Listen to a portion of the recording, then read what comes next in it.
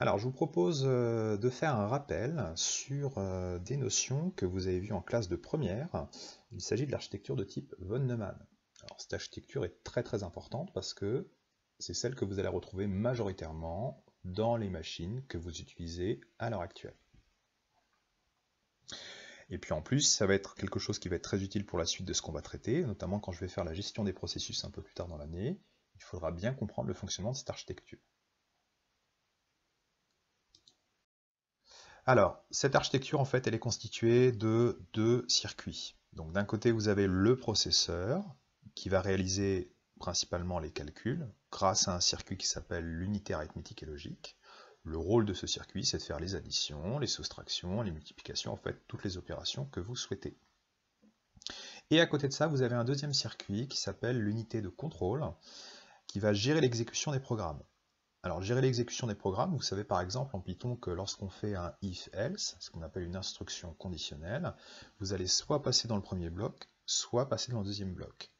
Eh bien, c'est le processeur qui va gérer, notamment à quel endroit dans la mémoire il faut aller lire les instructions à exécuter pour pouvoir faire le programme. Et donc, c'est bien l'unité de contrôle qui réalise ce travail.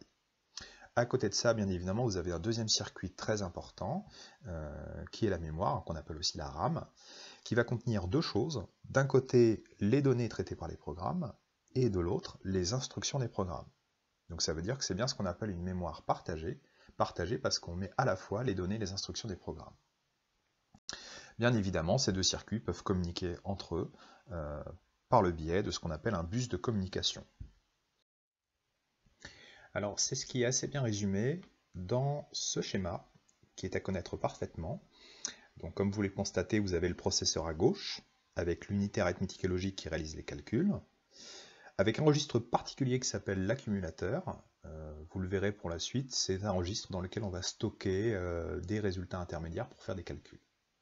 Unité de contrôle, et puis à droite vous avez la mémoire, les deux interagissent ensemble. Vous avez aussi au-dessus ce qui permet à l'utilisateur d'interagir avec la machine. En l'occurrence, vous avez ce qu'on appelle des périphériques. Par exemple, le clavier, c'est un périphérique d'entrée. Vous allez saisir des données, vous allez les envoyer au processeur pour qu'il puisse les traiter ensuite. Et à l'inverse, vous avez des périphériques de sortie, comme par exemple l'écran. Cette fois-ci, c'est le processeur qui envoie des données qui vont être affichées sur l'écran. Voilà, donc vous avez ce qu'on appelle un bus d'entrée, un bus de sortie qui permet de communiquer avec les périphériques d'entrée et les périphériques de sortie. Vous avez vu que sur le schéma précédent, il y avait des flèches. En fait, les flèches vous indiquent le sens dans lequel se font les échanges. Alors, la mémoire est organisée en cases ou en cellules mémoire, dont la taille peut être variable. Là, sur les architectures actuelles, on travaille en 64 bits. Ça veut dire que la taille des cases ou des cellules mémoire est de 64 bits. Ça veut dire 8 octets. Alors, le principe de cette mémoire, on dit qu'elle est adressable. Adressable, ça veut dire quoi? Ça veut dire que chaque case possède une adresse. Et dans une case mémoire, on peut mettre deux choses, comme je vous l'ai dit précédemment. Soit on peut mettre une instruction, ça veut dire une ligne d'un programme, soit on peut mettre une donnée d'un programme, ça veut dire la donnée qui va être traitée par les instructions. En plus de cette mémoire, vous avez le processeur qui possède des cellules mémoire intégrées à l'intérieur, qu'on appelle des registres, dont l'accès est très rapide. Encore une fois, là, les échanges entre le processeur et la mémoire sont un peu plus lents, mais le processeur, lui, possède des registres auxquels il accède très rapidement pour calculer très vite. Alors voilà un schéma qui est assez parlant.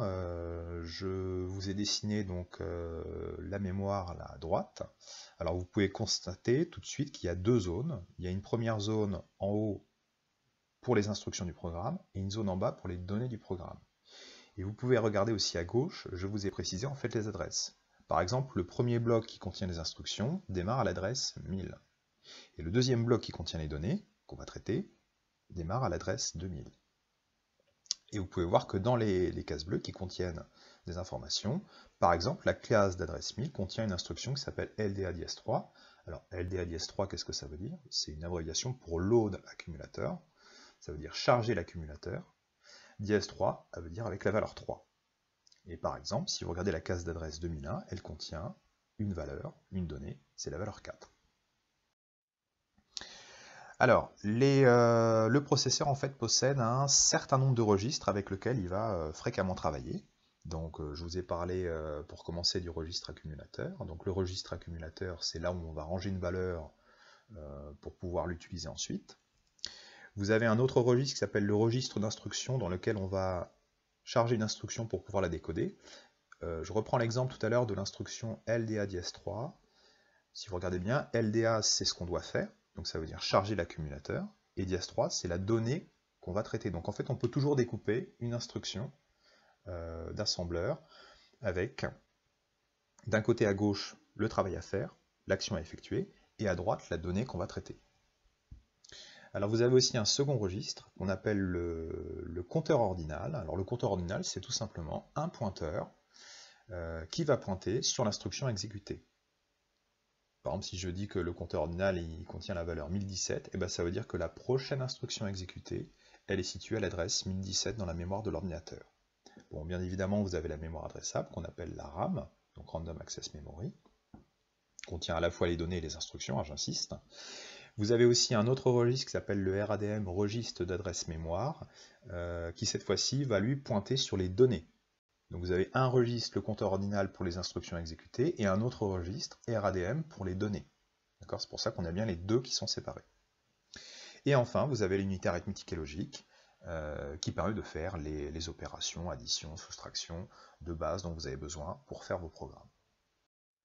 Alors voilà, là par exemple, vous avez l'état de la machine à un instant T, c'est aussi ce qu'on appelle un contexte. Alors ça c'est important quand on va faire un peu plus tard la gestion des processus, de comprendre ce que c'est qu'un contexte. Par exemple, là le contexte de la machine, c'est que le compteur ordinal pointe sur l'instruction située à l'adresse 1000, ce que vous avez à gauche. Le registre d'instruction tout en bas à droite contient une instruction, LDA-3, c'est l'instruction qu'on a ou qu'on est en train de décoder. L'accumulateur contient la valeur 3, bah oui, LDA-3, qu'est-ce que ça veut dire? Ça veut dire j'ai chargé l'accumulateur, load accumulator, avec la valeur 3. Et vous avez aussi à gauche le registre d'adresse mémoire qui pointe sur la case d'adresse 2000 dans lequel on a écrit la valeur 3. D'accord, donc là, ce petit code que vous avez, hein, je ne l'ai pas dit tout à l'heure, mais en fait, ce langage, ces instructions là, qui peuvent paraître un petit peu compliquées à comprendre de prime abord, c'est du langage assembleur, c'est du langage machine. Ça veut dire que c'est très très proche du langage binaire que la machine comprend. Je vais vous expliquer après comment. Alors, le langage assembleur contient plus d'une centaine d'instructions. Volontairement, là je vous présente un jeu réduit pour qu'on puisse comprendre dans les grandes lignes le fonctionnement de la machine. Première instruction de base, c'est LDA, donc abréviation pour Load Accumulator. Ça veut dire que là, vous allez charger le registre accumulateur avec une valeur, une donnée. Bien évidemment, vous pouvez faire l'inverse. Vous pouvez faire Store Accumulator, ça veut dire que là, vous prenez le contenu de l'accumulateur et vous allez l'écrire dans la mémoire pour sauvegarder une donnée. Bien évidemment, vous disposez d'opérations de base. Nous, on va simplement travailler avec deux opérations, hein, pour faire très simple. D'un côté, add, qui permet d'ajouter une valeur à l'accumulateur, et sub, abréviation pour subtract, qui permet de soustraire une valeur à l'accumulateur. Et puis, comme je vous l'ai dit précédemment, si on veut faire des programmes un peu évolués, il faut qu'on soit capable de faire des boucles, des instructions conditionnelles, et ça nécessite de faire des sauts. Ça veut dire, par exemple, je suis à une certaine instruction en mémoire, il faut que je saute 10 instructions plus loin pour passer à la suite du programme. Donc ça, c'est ce qu'on appelle un saut. Alors vous pouvez avoir des sauts classiques. Par exemple, si je vous dis bras 1017, qu'est-ce que ça veut dire? Ça veut dire je vais faire un saut à l'instruction 1017. Ça veut dire que la prochaine instruction à lire en mémoire, ce sera l'instruction 1017. Si par contre je vous me fais BRZ 1017, qu'est-ce que ça signifie? Ça veut dire que je vais faire un saut à l'instruction 1017 uniquement si le contenu de l'accumulateur vaut 0. En fait, BRZ, ça veut dire abréviation pour branch if accumulateur equal 0. D'accord? Donc ça permet de faire un saut conditionnel, ça veut dire de faire un if et un else. Alors avant que je vous présente le déroulement du programme par la machine, je précise qu'il y a deux types d'adressage quand on fait une instruction en assembleur. Vous avez ce qu'on appelle l'adressage direct. Par exemple, si j'écris LDA 2000, ça veut dire load accumulator, donc ça veut dire que je vais charger l'accumulateur, et là je ne vais pas le charger avec la valeur 2000, je vais aller lire l'adresse mémoire 2000, donc ça veut dire que je vais voir le contenu de la mémoire à l'adresse 2000, je prends le contenu de cette case et je le charge dans l'accumulateur. À côté de ça, vous avez un autre type d'adressage qui s'appelle l'adressage immédiat. Donc cette fois-ci, si par exemple je fais LDA dièse 2000, qu'est-ce que ça signifie? Ça veut dire que là, je ne vais pas aller lire à l'adresse mémoire 2000 pour prendre son contenu, je vais prendre directement la valeur 2000 et je vais la charger dans l'accumulateur. Donc ça, c'est deux types d'adressage à ne pas confondre. Par exemple, là sur l'exemple que je vous donne, en petit 2, add dièse 3, ça veut dire que je vais prendre immédiatement la valeur 3 et je vais l'ajouter à la valeur qui est déjà présente dans l'accumulateur. Alors voilà, je vous propose de comprendre en fait comment est-ce qu'on fait le lien entre un programme écrit en langage de haut niveau, comme le langage Python, et sa traduction en langage assembleur. Parce que vous, quand vous écrivez un programme en langage Python, vous écrivez un programme qui est compréhensible par l'être humain, par le développeur. Mais en fait, pour que la machine puisse l'exécuter, il faut qu'il soit traduit en langage machine, ça veut dire en langage binaire. Et c'est la raison pour laquelle on va traduire ce langage que vous avez écrit en Python en langage assembleur. Alors je précise qu'il y a différents types de langages, donc plus vous êtes proche de l'assembleur, plus vous êtes bas niveau. Plus vous êtes loin de l'assembleur et de la mémoire, plus vous êtes haut niveau. Par exemple, l'assembleur c'est vraiment très proche du processeur, donc c'est très bas niveau. Vous avez par exemple un langage comme le langage C, qui permet d'accéder à la mémoire de l'ordinateur directement grâce à des adresses, grâce à des pointeurs, si vous connaissez. Ça, c'est un langage, on est un peu intermédiaire entre le bas niveau et le haut niveau. Et puis Python, par exemple, qui ne permet pas d'accéder aux adresses des variables dans la mémoire de l'ordinateur, qui est un langage de haut niveau. Alors voilà la traduction du programme précédent, x égale 3, y égale 4, z égale x plus y, traduit en assembleur, ça vous donne ça. Alors, vous pouvez le constater que notre programme qui prenait 3 lignes, qui était extrêmement simple, en langage assembleur, il prend un peu plus de lignes. 7 lignes au total ici. Donc qu'est-ce qu'on va faire en fait? On va charger dans la mémoire de l'ordinateur ce programme, et on va le dérouler pas à pas, pour essayer de comprendre comment l'architecture de von Neumann fonctionne, et surtout quel est le rôle des différents registres dans la machine. Alors, le programme a été chargé dans la mémoire à l'adresse 1000. Donc, qu'est-ce qu'il faut faire pour exécuter le programme? On commence par initialiser le compteur ordinal avec la valeur 1000.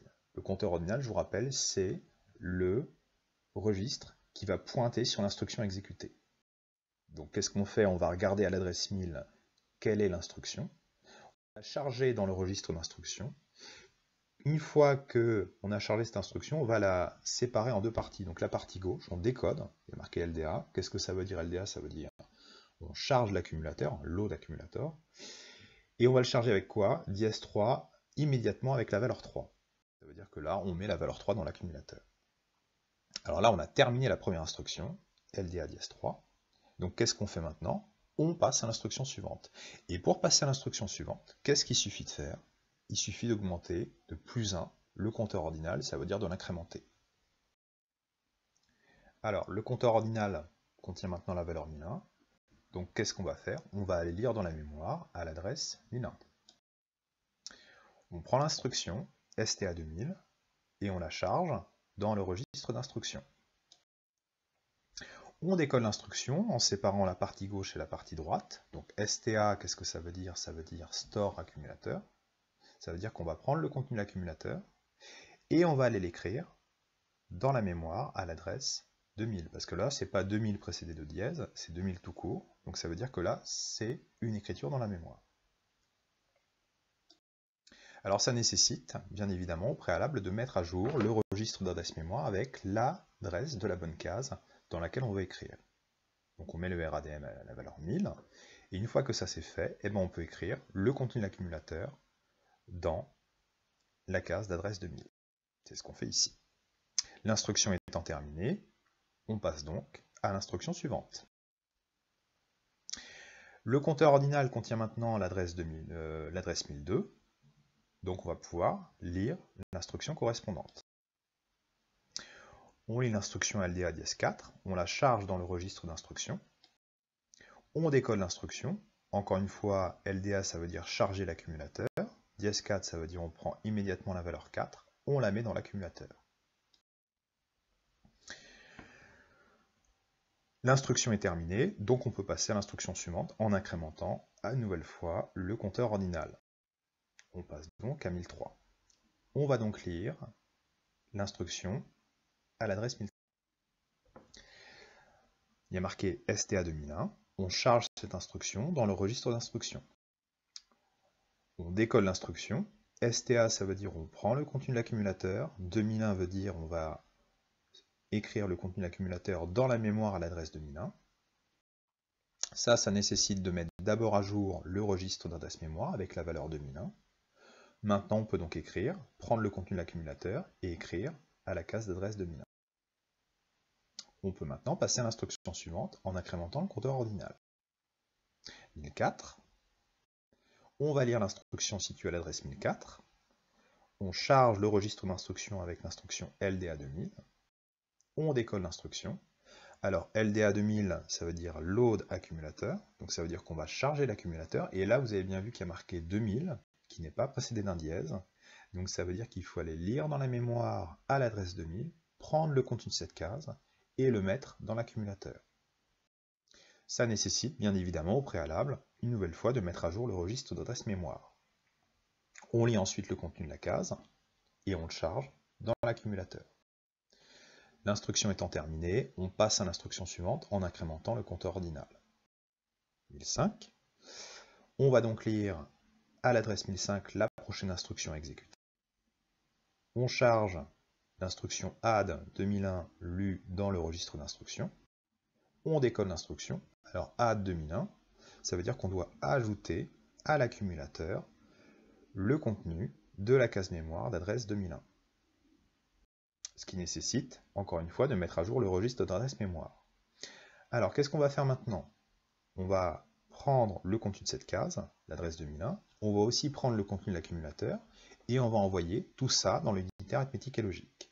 C'est ce qu'on fait ici. Et c'est dans cette unité arithmétique et logique que l'addition va être effectuée grâce au contenu de l'accumulateur et au contenu de la case mémoire d'adresse 2001. Une fois l'opération effectuée, on remet le résultat dans l'accumulateur, l'instruction est terminée, on peut passer à l'instruction suivante en incrémentant le compteur ordinal. Le compteur ordinal maintenant contient la valeur 1006, on va donc lire l'instruction située à l'adresse 1006. On charge l'instruction dans le registre d'instruction, STA 2002. On décolle l'instruction. Qu'est-ce que ça veut dire STA 2002? Ça veut dire que je vais prendre le contenu de l'accumulateur et je vais aller le stocker dans la mémoire à la case d'adresse 2002. Ce qui signifie que d'abord, je dois mettre à jour le registre d'adresse mémoire pour qu'il pointe sur la bonne case, 2002.